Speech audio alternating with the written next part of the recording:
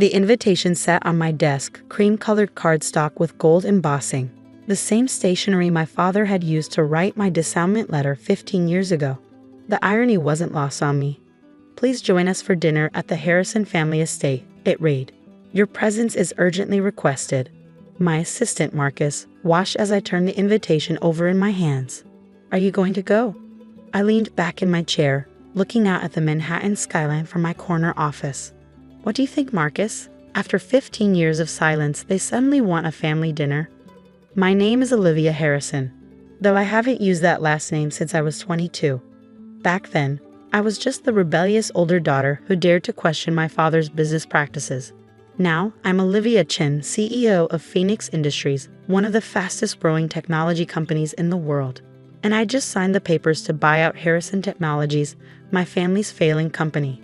"The merger documents are ready," Marcus said, placing a thick folder on my desk. "Everything's set for next week's board meeting." I nodded, still staring at the invitation. "Have you seen the latest numbers from Harrison Tech?" Marcus pulled up a tablet, scrolling through reports. "Stock's down 60% from last year. Your sister's latest product launch was a disaster.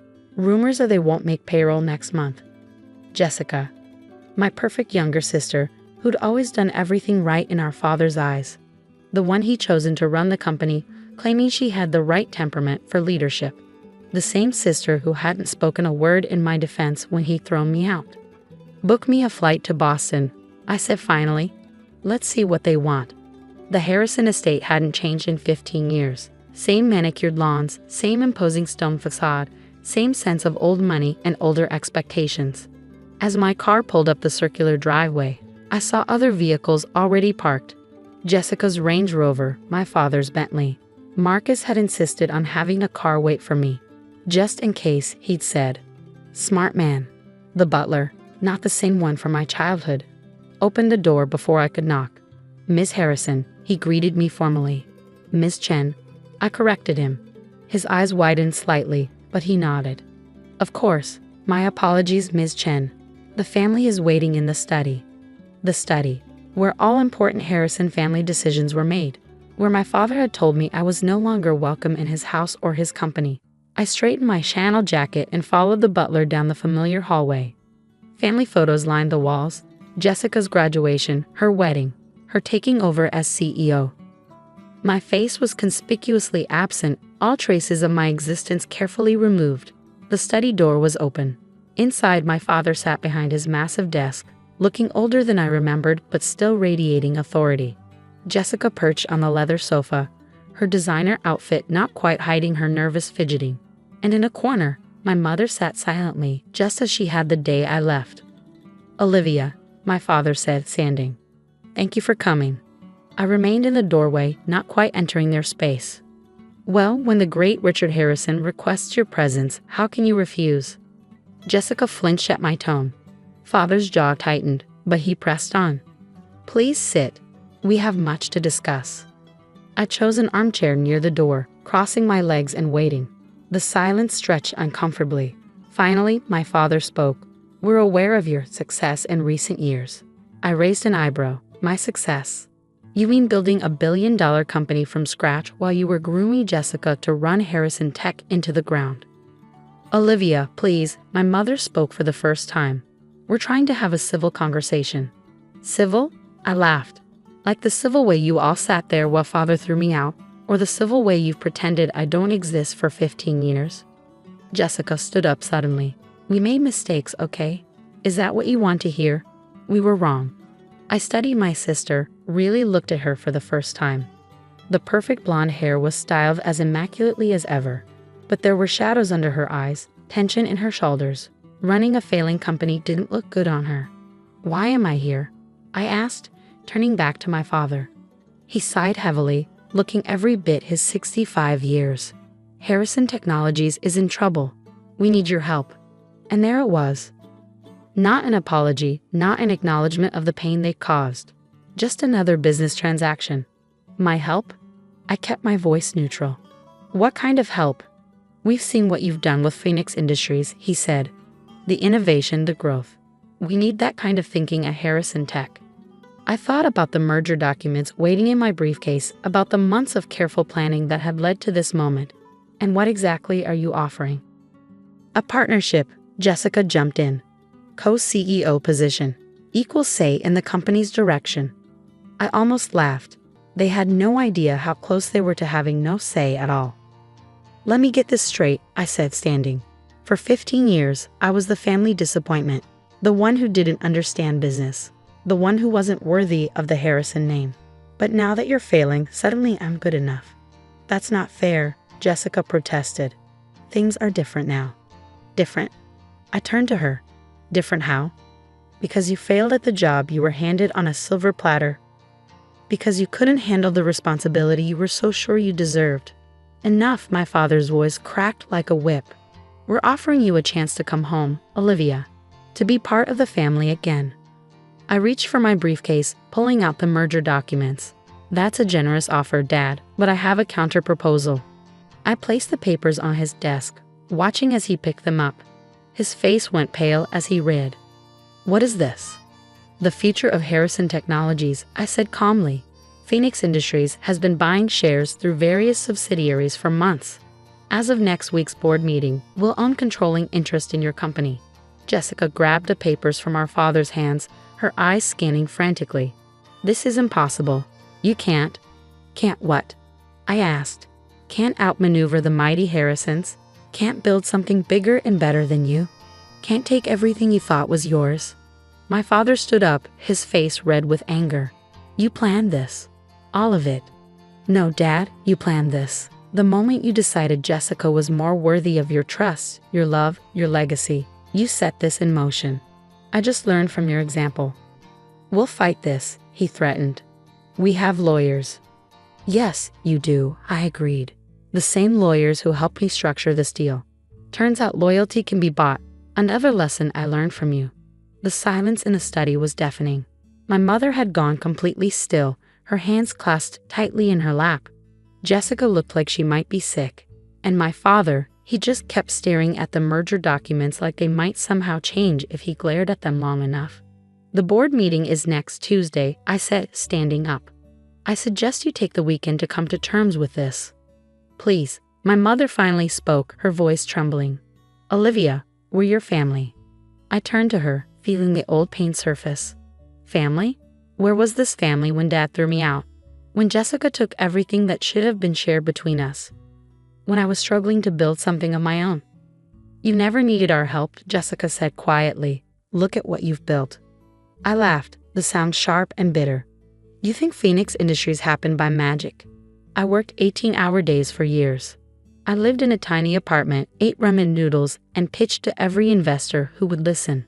And you know what kept me going?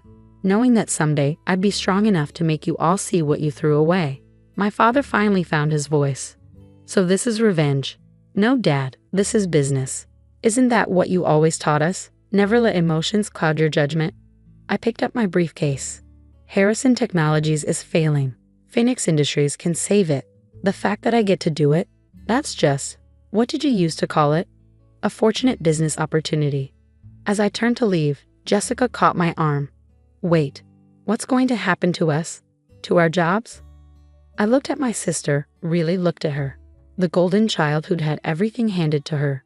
Who'd never had to fight for anything in her life. For a moment, I almost felt sorry for her. That depends, I said. Are you willing to earn your position for once? Before anyone could respond, my phone buzzed. I glanced at the screen. Marcus, right on schedule. I have to take this, I said, stepping into the hallway. Marcus? How did the board calls go? Better than expected, he reported.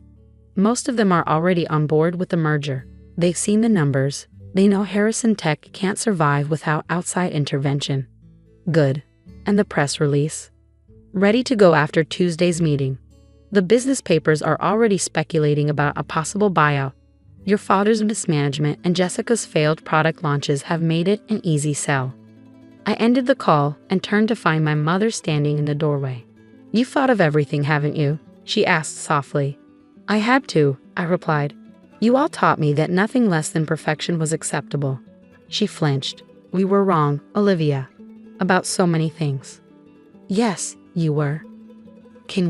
Is there any way to fix this? I studied her face, the same face that had watched silently as my father destroyed my life 15 years ago. Fix what, Mom? The company? The family? Some things can't be fixed. They can only be rebuilt. And rebuilding requires change. Back in the study, my father had moved to the window, staring out at the gardens where he'd once taught Jessica and me about the importance of the Harrison legacy. What are your terms? He asked without turning around. For the company? They're in the merger documents. For the family? I paused. That's more complicated. Jessica looked up from where she'd been reading the merger papers. You're not firing everyone, are you? There are people who depend on those jobs. Unlike you, I actually care about the employees, I said. Anyone who's qualified and willing to adapt will have a place in the new organization. But there will be changes, big ones. And us? She asked quietly. That depends on you. Are you willing to start at the bottom? Learn the business properly? Prove you deserve your position? She nodded slowly. I think I need to. Good, because that's your only option if you want to stay with the company. My father turned from the window. And me? You'll be offered a position on the board, non-executive, no direct management role. Your years of experience could be valuable, but you won't be running things anymore. He opened his mouth to argue, then closed it again. For the first time in my life, I saw Richard Harrison accept defeat. The board meeting is at 10 a.m. on Tuesday, I said, gathering my things. I suggest you all be prepared. As I reached the door, my mother called out, Will you stay for dinner? I turned back, looking at my family, really looking at them. My father, proud but defeated. Jessica, scared but finally understanding. My mother, hopeful but uncertain. No, I said softly, not tonight. We have too much history for casual family dinners. But maybe someday. The next few days passed in a blur of meetings and preparations. Marcus kept me updated on the board members' responses. Most were enthusiastically supporting the merger, seeing it as their best chance to salvage their investments. On Monday evening, as I sat in my hotel room reviewing the final presentations, my phone buzzed with a text from Jessica. Can we meet? Just us? I considered ignoring it, but something made me respond. Lobby bar, 30 minutes. She was already there when I arrived, nursing what looked like a very expensive glass of wine. Thank you for coming, she said as I sat down. What do you want, Jessica? She took a deep breath. I wanted to say I'm sorry, not just for now, but for then. For not standing up for you when Dad threw you out. For taking everything without questioning it. For being exactly who they wanted me to be instead of who I should have been. I signaled the bartender for a drink. And you're just realizing this now? No, she admitted. I've known for years that I was in over my head. That I wasn't cut out for this. But I was too proud, too scared to admit it. So what changed? You did. Seeing what you've built, how strong you've become, it made me realize what real leadership looks like. I studied my sister, looking for any sign of manipulation. But all I saw was exhaustion and genuine regret. You know things can't go back to how they were, I said finally. I know, I don't want them to. I want to learn, really learn from the ground up. Will you teach me? The next morning, I stood before the Harrison Technologies Board of Directors, my father and sister seated among them. As I presented Phoenix Industries' vision for the merged companies, I couldn't help but appreciate the symmetry of the moment. 15 years ago, in this same room, my father had told me I wasn't worthy of the family business. Now I was showing him exactly what he'd thrown away. The vote was unanimous. By noon, Harrison Technologies was officially part of Phoenix Industries. As the board members filed out, my father approached me. You've won, he said simply. This isn't about winning, Dad. It's about fixing what's broken, in the company and maybe, eventually, in the family. He nodded slowly. I underestimated you. I was wrong. Yes, you were. The question is, what are you going to do about it now? He straightened his shoulders, and for a moment, I saw the man who had once taught me about business before pride and prejudice had poisoned everything. I'm going to watch my daughter run the company I should have trusted her with 15 years ago, he said, if she'll let me. It wasn't an apology, not really, but it was a start. 6 months later, I sat in what had once been my father's office, now my secondary workspace when I was in Boston. Jessica was presenting her analysis of a potential new product line, work she'd done from the ground up, starting as a junior analyst. The market research suggests a strong demand, she concluded, but we need to address these production challenges. I watched my sister confidently handle questions from the team, showing a grasp of details she'd never bothered with before. She was learning, growing, becoming the businesswoman she could have been years ago if she hadn't been handed everything too easily. After the meeting, she lingered behind. That went well, right? It did, I agreed. You've come a long way in 6 months.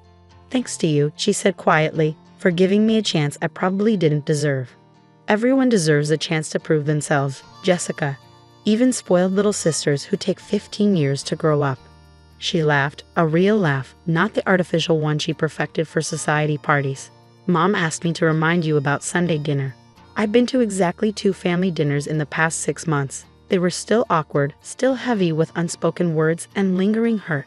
But they were also something else, a beginning. Tell her maybe, I said. I have a lot of work to do. You always have a lot of work to do, Jessica pointed out.